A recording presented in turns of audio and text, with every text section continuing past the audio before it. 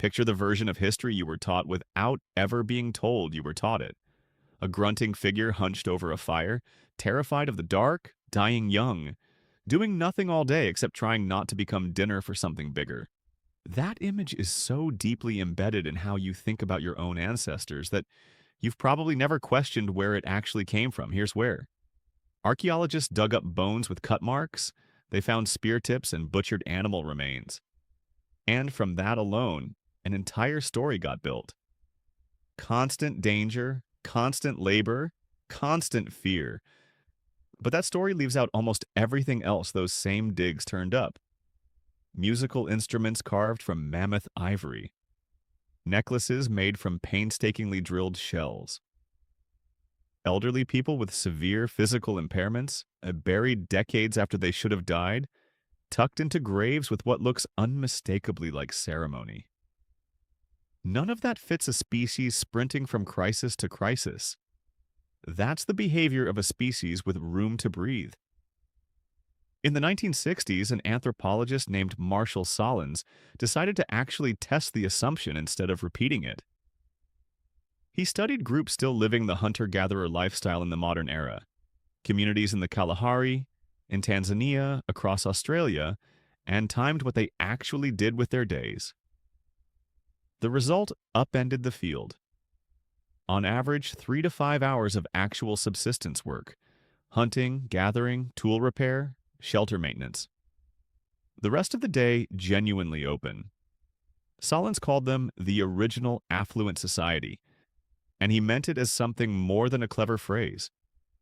They owned almost nothing, but they had the one resource modern life quietly rations out in smaller and smaller portions, hours that belong to no one but you. Now here's the fact that should stop you mid-scroll. Decades later, an evolutionary anthropologist named Herman Poncer strapped modern tracking devices onto the Hadza people of Tanzania, one of the last populations still living substantially off hunting and foraging, expecting to confirm the obvious that people walking miles a day and digging up tubers by hand must be burning drastically more energy than someone sitting at a desk in Ohio. He measured total daily calorie expenditure using doubly labeled water, the gold standard for metabolic tracking. The number came back almost identical to a sedentary Westerner's. Not close. Nearly the same. Your body appears to have a kind of internal budget, quietly capping how much energy it lets you burn, no matter how active your life becomes, redirecting the surplus into things like immune function and repair instead. Which means the ancient body wasn't straining to survive at unsustainable output. It was operating exactly the way it was built to. So, the horror movie version collapses almost as soon as you look at it, honestly. What replaces it isn't a soft, romanticized fantasy either. It's something stranger and more specific. A species with abundant time, a body calibrated for exactly the amount of effort it was asking for, and, as it turns out, a lot to say about what to do with everything left over. So what did they actually fill those open hours with? Mostly, unbelievably talking. If you dropped in on a group sitting around a fire in the late afternoon, the thing that would strike you first isn't the tools or the animal skins. It's the sheer volume of conversation. Studies of modern hunter-gatherer groups suggest that somewhere around 60 to 70% of their social time is spent simply talking, and not tactical talk about migration routes or weather. Gossip, jokes, arguments, flirting. Old stories dragged back out and retold for the 10th time. The anthropologist Robin Dunbar, best known for the theory that humans can only sustain around 150 meaningful relationships before the mental bookkeeping breaks down, has a compelling explanation for why. Other primates bond through physical grooming, picking through each other's fur for hours at a time. It works, but it doesn't scale. You can't groom 80 people. There aren't enough hours or enough hands. Dunbar's argument is that language evolved partly to solve exactly this problem. You can talk to 5 people at once and maintain 5 relationships in the time it used to take to maintain one. Gossip isn't a character flaw, it's the original social infrastructure. But this raises a question they were just relaxed. Narrative never answers. Where did all this spare time actually come from? One of the more compelling answers is biological, and it has nothing to do with laziness or abundance of food. It's called the grandmother hypothesis, developed by anthropologist Kristen Hawkes. Humans are unusual among primates in that women routinely live decades, past the point where they can have children. Evolutionarily, that's strange. Why would natural selection keep someone alive long after their own reproduction has ended? Hawkes' answer: because a grandmother who's done reproducing but still healthy and capable can take over childcare, foraging, and food processing for her daughter's children, freeing up the parents' time and effort. Longevity itself may have evolved as a kind of built-in babysitting system, and it's one plausible reason ancient communities had so much collective time to spend on conversation, art, and rest in the first place. The free time wasn't an accident. It may have been the point. Then there's the way they slept, which is where things get genuinely strange to modern ears. The 8-hour consolidated block you probably chase every night is very likely not something humans evolved to do. Historian Roger E. Kirch spent over 20 years combing through diaries, court records, and medical texts from before artificial lighting existed, and found overwhelming evidence that people slept in two phases: a first sleep from dusk to around midnight, an hour or two of calm wakefulness, then a second sleep until dawn.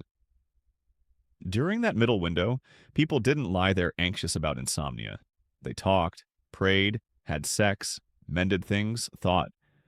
This isn't just a historical curiosity either.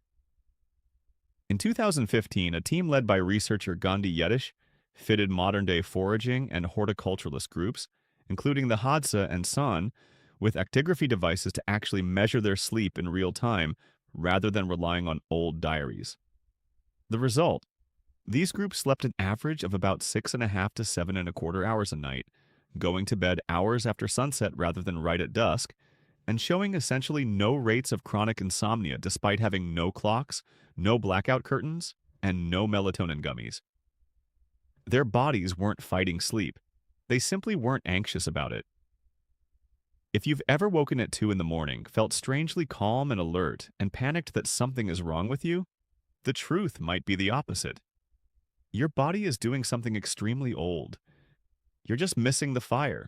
The low voices nearby, and a darkness electricity has erased.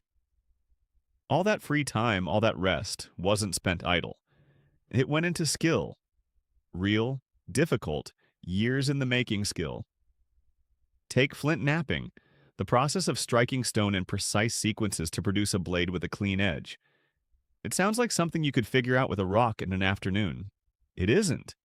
The material has specific fracture properties you have to understand and anticipate before you even pick it up.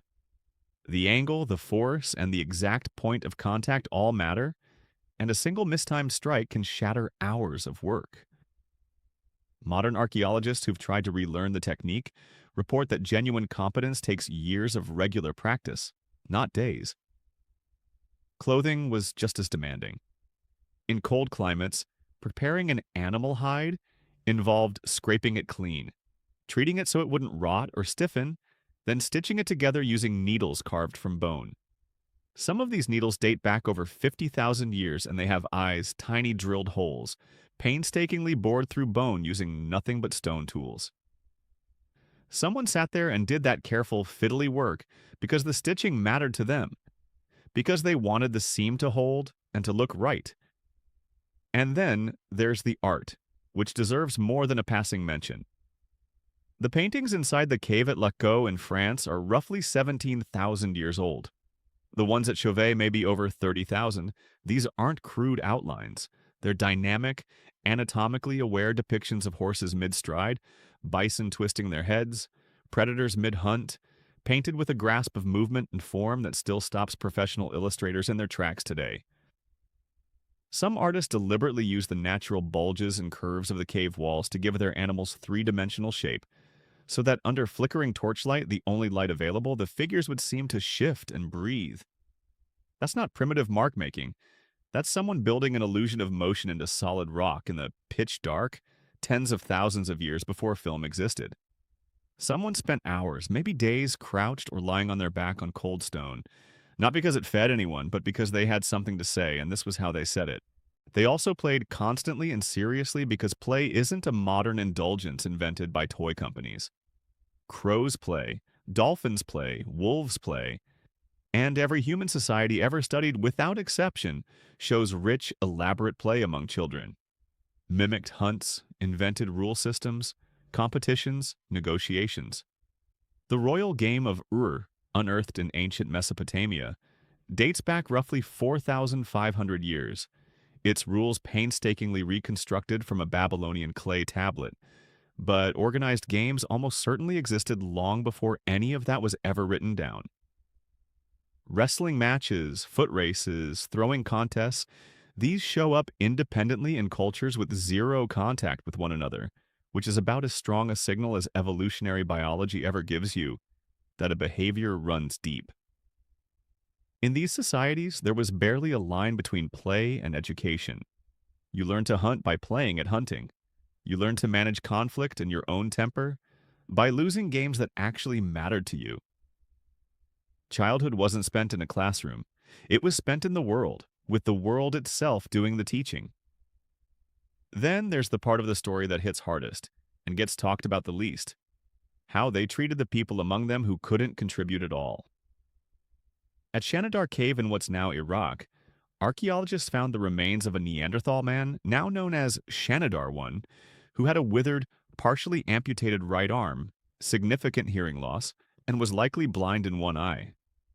He lived to around 40, which was old for the time. By any cold calculation of survival value, he was a liability. He couldn't hunt. He couldn't gather effectively. And yet his group fed him, protected him, and kept him alive for years. Not because they had to, because they chose to. In Spain, researchers found the skull of a child with Down syndrome who lived roughly 500,000 years ago and survived to around 8 years old. Keeping a child with significant developmental needs alive that long, in that environment, takes a level of sustained care that goes far past bare minimum instinct. Someone loved that child enough to make it happen. Archaeologists have also cataloged healed fractures across countless ancient skeletons, bones that snapped and then knit back together, which only happens if someone kept that person fed, sheltered, and safe for the weeks it took to heal. Someone sat with them. Someone kept the fire going. The bones of ancient people don't tell a story of cold indifference. They tell a story of communities that spent real resources, with no strategic upside whatsoever, purely because that's what it means to be human. And yes, they hunted, and the method they used before bows existed is one of the strangest, most impressive things your body was ever built to do. It's called persistence hunting. You pick a large animal, a kudu, a wildebeest, and you don't sprint after it because you can't outrun it in a straight line. You jog. Steadily for hours through the hottest part of the day, and every time the animal stops to cool down by panting, you appear on the horizon again, and it bolts, and you follow. After 5, 6, sometimes 8 hours of this, the animal is so overheated it physically collapses and can't get back up. It works because you sweat, and almost nothing else does. Sweating lets you keep moving in heat that shuts down nearly every other mammal on the savanna. Your oversized glutes, your long legs, the way your head barely bobs when you run, none of that is incidental. It's engineering, millions of years of it, built for exactly this kind of relentless, heat-soaked pursuit. And after all of it, the running, the talking, the carving, the caregiving, there was stillness. Neuroscientists have identified something called the default mode network, a set of brain regions that switch on specifically when you're not focused on anything external, when your mind is left to wander. It's tied to creativity, emotional processing, and a kind of background problem-solving your brain only does when nothing else is competing for its attention. And it needs real, uninterrupted quiet to switch on, which modern life is almost engineered to prevent. Every gap gets filled. A podcast, a scroll, a notification. Ancient humans didn't have that problem. Sitting by a fire after dark, watching flames, thinking without an agenda, was simply the normal way an evening ended. And it's not a stretch to say that's exactly where the earliest questions about the stars, about death, about the shape of the world first took hold. Minds with room to wander built the earliest versions of philosophy, art, and something that would eventually become science. So, knowing all that, would you actually want to go back?